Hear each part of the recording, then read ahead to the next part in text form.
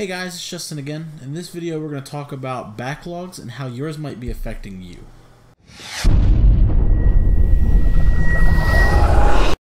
I was watching an Instagram story by user Gundam NYC, and he was talking about why he had a lot of kits in his backlog. And a lot of the reasons that he was listing off were like, one of the kits he showed off was the high-grade Hazel, the advanced Hazel, and explained that it was kind of hard to find. And that's true. Some of the advanced Zeta kits especially, they come in and out of stock a lot, and they don't really get reprinted that often. But he explained that like he bought it for like $16–17. He got it pretty cheap, and now they're going online for about $50. And you can never really be so certain when model kits will come back into print. And that got me thinking. Why do we buy a lot of our model kits when we buy them? Do we buy model kits for that reason, in case they get really expensive later on, or in case they get really hard to find? Do we buy model kits to resell? Do we buy model kits to so we have something to look forward to? I know when I first got into the hobby, that was the big thing for me, is like I had ordered a model kit, and then before my first kit had actually arrived, I had already ordered 3 more straight away. Before, like when I first got back into the hobby, like I had like 4 kits like on the way, so that I had like a little stash to start working towards building. And I think within reasonable measures, there's nothing wrong with that. I think it's nice to have like 4 or 5 kits that you want to build and want to do stuff with. But I feel like as you get more into the hobby, it's a lot easier to fall into that trap where you end up just spending a lot of money, and it can become very expensive over time, especially if you're not doing any kind of customizing or anything like that. So what I wanted to talk about was why do we accumulate a backlog? Do we buy model kits? Maybe you think this kit's gonna sell out real quick and it's gonna be really hard to find, so you pre-order 2 of them right away, and then they come in and you just hang on to them. Like you're not necessarily gonna build them straight away, but you want to make sure you have it in case you want to build it. Do we buy models so that we have a steady and readily available stock of models to work on? Maybe you're coming to the end of a project and you're like, well, maybe I want to build this, or maybe I want to build this, so you buy a couple kits, and when you finish your current project, you can just jump straight into the next one. Is that something we do? Like I said earlier, maybe you find something at a really low price. Maybe it's at yen value, and you think that maybe down the road you can sell it for a little bit of money. Maybe you found a P Bandai at a really low price and you want to sell it for a little more. Maybe it's just impulse buying. I mean, I think that a lot of us are really susceptible to our impulses. And, maybe we just want to buy something for ourselves. Maybe we've worked a lot this week and we want to treat ourselves to something nice. But how do our backlogs affect us? Do you think that your backlog affects you in any way, really? Do you think that your backlog can have a positive or a negative effect on the way that you participate in the hobby? Do you think that perhaps having a lot of model kits kind of staring you down slowly becomes more of a chore than something you enjoy? Do you think that when you walk into your hobby space, seeing like 45 kits stacked up waiting to be built that are totally untouched, does that deter you? Does that feel more like a chore than something you're supposed to enjoy? And on the flip side of that, is it nice to walk in there and have plenty of options? Maybe I could build this, or maybe I could build this, maybe I could throw a little bit of this together. What do you guys think? Like how does this affect the way that you participate? Personally, I found that sometimes, especially like if I've got a lot of projects going on, like it's really hard to get any modeling done in my hobby room, because everywhere I look there's models that are just sitting on the shelf. They're not built, they're not, some of them are not touched, and it's really kind of intimidating to me to walk in there and see like all these models, and I'm just like, wow, like I have to build these one day. Like I presumably I bought these so that I could build them. I built every model I've bought because I want to build it. And truthfully, I think I could sell most of my collection without regret, with the exception of like my real grades, because that's the only line that I feel like I have any real attachment towards. But for me, I'm also getting more into customizing, and the real grade line isn't really good for that. So like I'm leaning more towards high grades now because I can customize them, I can kit bash them, I can scribe.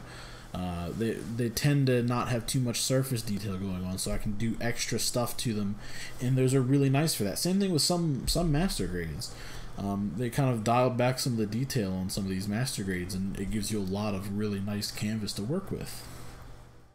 So I think another thing with this is it depends on what level of participation you have in the hobby. If you're just somebody who snap builds their models and puts them on the shelf, you might not struggle as much as someone like me who feels the obligation to paint a lot of their models.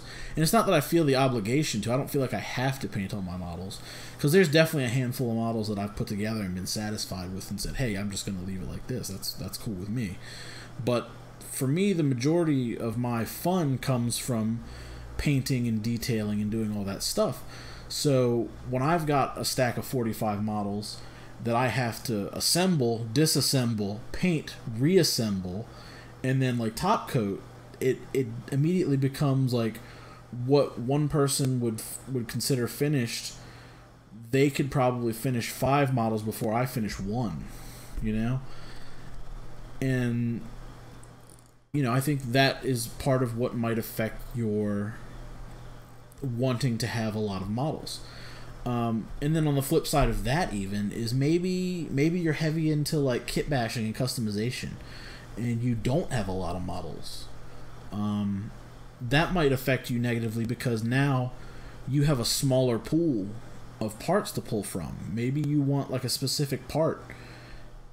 You know, is that another reason to go out and buy another couple models, is so you have more parts to choose from? Anyway, back on topic a little bit here is, do you guys think that having a lot of model kits in your backlog can motivate you to keep working on stuff? Does seeing all those kits give you a goal to work towards, or do you think that maybe having a large backlog leads to you kind of jumping or leaning towards like building the newest kit first and abandoning more projects than you're finishing? I've definitely had that happen to me, and I kind of for a while I stepped away from the hobby, and that was a large part of it, is I felt like I was starting more projects than I was finishing, and I had to just kind of put an end to it all so I could sit down, I could clear my head, and I've finally gotten into a decent workflow where I'm working on like 1, maybe 2 things at a time, and I'm not overburdening myself. Anyway, so what do you guys think? Are all backlogs bad, or is it all a bad thing? Is it all a good thing? Do you think having a mountain of kits waiting for you in your hobby space is a good thing, or do you think it's a bad thing? Let me know down below. I'm curious to see what everybody thinks about this. It's something I've kind of had on my mind for a little while, but like I said, I saw that story video, and it just really made me wonder. You know, the big thing for me here is I think that I understand a lot of purchasing when it comes to buying things like premium Bandai kits, because when a premium Bandai kit gets announced, you have like 3 or 4 days that you can order it, and you never know when that's going to get reprinted. When a model kit is standard release, somewhere down the road it's going to be reprinted. They're still reprinting the 80s model kits. Like, you can buy the 80s vintage RX model kit brand new, and it's still like a $5 kit, if that. You can still make them. They still print them. They don't print them as often, but they do print them. They make them. There's no such thing as models that go out of print, especially with Bandai. I think the only real case of that, and somebody will probably have to correct me if I'm wrong here, but I believe there were a line of double Zeta master grades, like way back in the day, that got discontinued or something like that. There was some licensing stuff going on, but for the most part, any model that Bandai produces, especially now, will be reproduced later. You're not going to have an issue finding these models down the road. So is it a good idea to pick them up now, even though you're not going to build it, or is it cool to hang out and wait? You know, I guess it really depends on how bad you want to build that model. Anyway, if you want to help support my channel, please hit that subscribe button. Maybe share this video with a friend. You know anybody who's got a bunch of models like just kind of laying around, they're not doing anything with them? Maybe get them in on the discussion. And if you guys want to do a little more, I've got two or three links down below. You can click those. You can follow me on my other social medias. I have a Patreon page and a Store Envy store. If you want to check out anything in those, all of the proceeds of those go towards content for this channel, whether it be models to do tutorials or supplies, things like that. I'm going to be starting to start doing giveaways here on my Patreon soon. So if you want to check that out, try to keep my tiers really low. Just to reflect, you know, the content that I put out. But anyway, any support is greatly appreciated. Thank you guys for watching if you stuck around this long, and I'll see you next time. Later.